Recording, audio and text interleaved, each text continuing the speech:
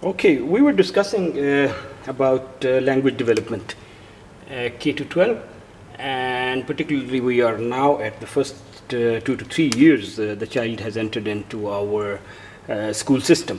So we said language is about sounds and symbols. The language development is basically about sounds, and when we come to literacy, that's about symbols that represent these sounds. So we are at the moment interested about sounds. Sounds of what? Sounds of some names. Names of what? Names of the world around the child. The world around the child starts with, let's start from the child itself. Body and animals and anything living, non-living. We have to include the people around the child. It can be mommy, daddy, uncle, teacher, everybody. It can be the child is interested in food and toys, right? So don't forget his interest. And we want to be her more aware about places, about nature. And obviously these are objects. Something will go on the actions and feelings as well. So let's include some actions and let's include some feelings, right? That's about it.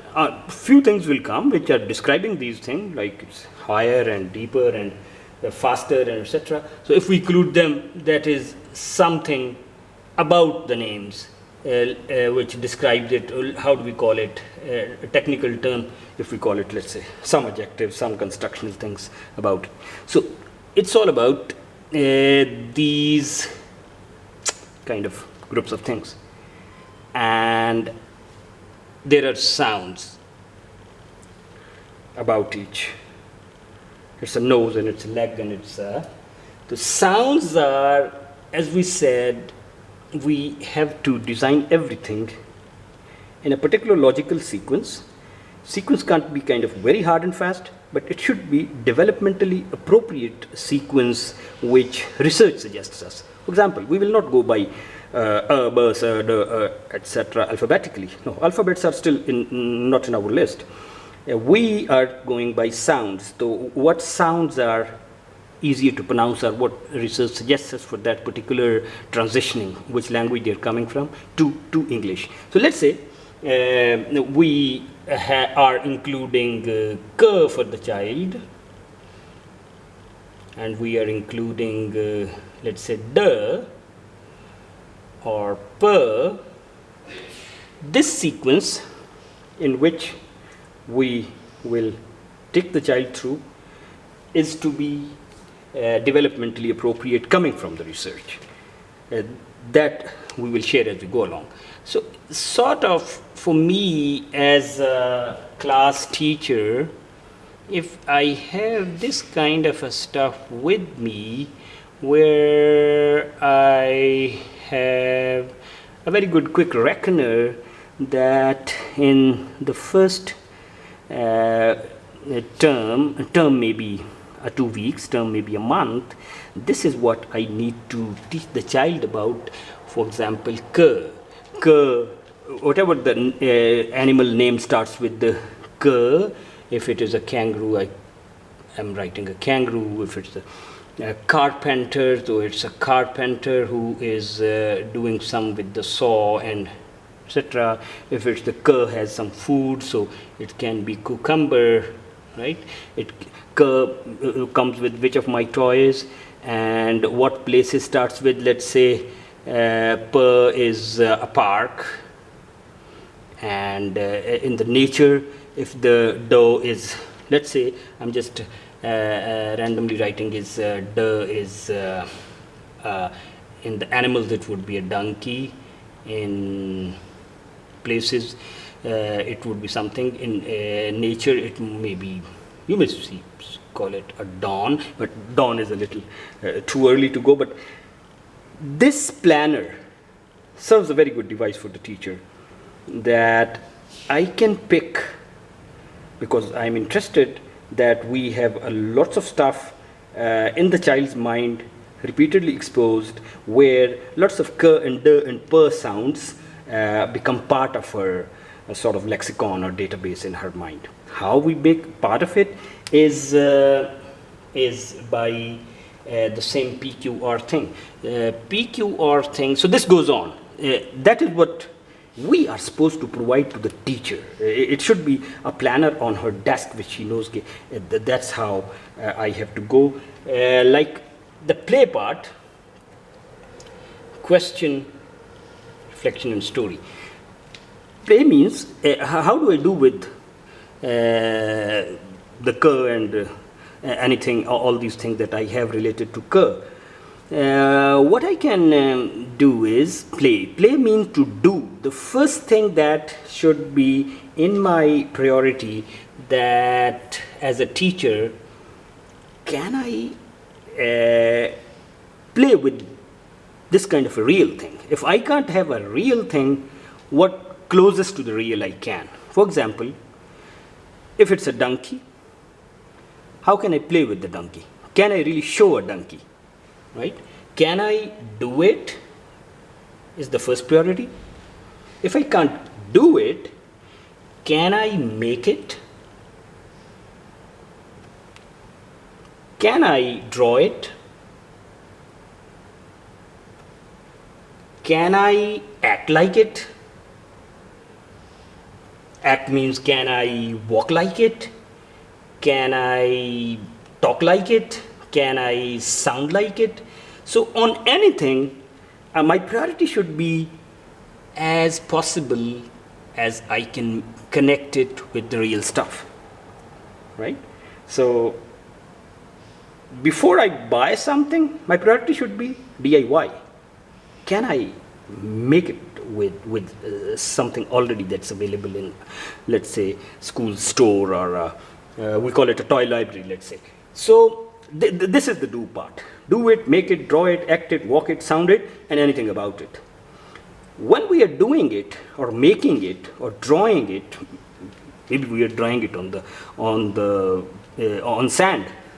We are just acting it in the class. We are just act rolling it among the children ourselves. Or maybe just we are showing them a video clipping and maybe an audio clipping. Whatever is available, that has to be according to the circumstances. But don't be deterred that it has always to be a very high-tech nothing. We can do it most of the things with our own bodies, and we can speak like a donkey, and we can walk like a donkey, and we can draw a donkey, and we can make a donkey, right? And when we are doing it, that is the time where the teacher's intervention will be about talking about that thing. Talking about that thing will be questioning. For example, if it's a donkey, let's say, donkey, it's a symbol of dignity of work. So, what story of the donkey I would like to share and ask? Have you seen a baby of the donkey? What does donkey eat? How does donkey run? What does the donkey play? Right? Where does donkey live? So where it is coming from, to what it does, to what's its home like, and what does it feel about, and can I feel like it when the humans are using me? So that kind of a connection comes to this interaction, the story. It's a donkey. The child might not be knowing, oh, it's a donkey. To tell him it's khota, jo Punjabi mein, in Punjabi, khota, yeah, it's a donkey. So, bilingual, khota and donkey, and when you say donkey 3-4 times, then the child also starts saying it's a donkey. So we have a story about the donkey, and we have a question about the donkey. So this, and we can sing about the donkey, and we can make it, draw it, sing it. If I haven't written sing, please add sing. Children like to sing and chat, and etc. And this chart, if it's hanging in the classroom, it's very important for learning that classroom should be in 3 primary colors. Everything should be red color, it should be blue color, it should be yellow color, and it should be green color. If the things are in colors, research proves children get attracted to colors, and it impacts the learning process itself. So that's a sort of our planner, and we have more things in it, in the planner, and those things are, we obviously have designs on them that we want to tell them. I have not included, it's not exhaustive. We will add colors and we will add shapes and everything. We want to kind of set a routine for them where they start saying good morning, where they start saying assalamu alaikum. So that's depends upon what culture and context they are coming from. So that assalamu alaikum should be their routine. And we want them obviously to remain clean, but these are not things that we say. We will exhibit, they will see, and then gradually they mimic us, but doesn't mean they only mimic us. They create things by themselves. And the thing that we talked about, things have their place, things at their place. So this is also written. Okay, what will be focus? Ethics are value and a character which will go along, and everything will be repeated. That we will talk about how we repeat these things. So it's something like this, and it does not kill the innovation space for the teacher himself. For example, stop talking about bodies. Okay, let's talk about ourselves. This is my head and this is my leg. Fine. And we shifted to animals, and we shifted to people, and we shifted to foods and toys and places. Now imagine when we start combining them. Can we talk babies of the animals? Can we talk combine food and animals? What does animal eat? What does lion eat? What does goat eat? Can we talk people and places? Can we talk nature and toys? Can we talk? So when we start combining them, it makes endless combinations. It makes endless combinations. Then we can mix color with the animals, and the color with the people, and the people with the places, and the toys with the food, and the food with body, which food is needed for which part of the body, and which place this food goes to what place, where it's coming from. Tea is coming from mountains, or it's coming from the sea. Fish is coming from the sea, and you can imagine this combination. The teacher has an immense innovation space.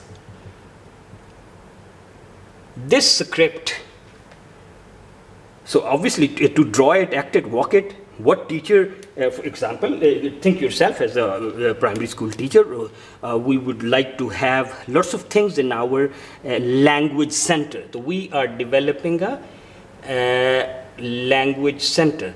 Next we will discuss what are the tools and things I need to have in my language center so that I can make things and tell them, guys, oh, let's make it. We have made an egg, we have made a triangle. So if I have some reusable tools, fine, good. If I don't have, what else can be used with the minimum cost, right? So this is our next session, how a language center should look like. We have discussed what are we going to do in the language center and how through this, by reading out, but first by doing it, making it, drawing it, acting it, singing it. And when we say drawing it, obviously a lot of fine motor skills come along with, and those fine motor skills also come in a very logical sequence. We can't expect them to draw these things on the first. They will always start from this and this. So we will draw a tree like this. We will draw, maybe this is a room for them, and from sticks to what sequence we fall. So these things will be part of the teacher's resource book, you can say. So that's how we go along. Thank you very much.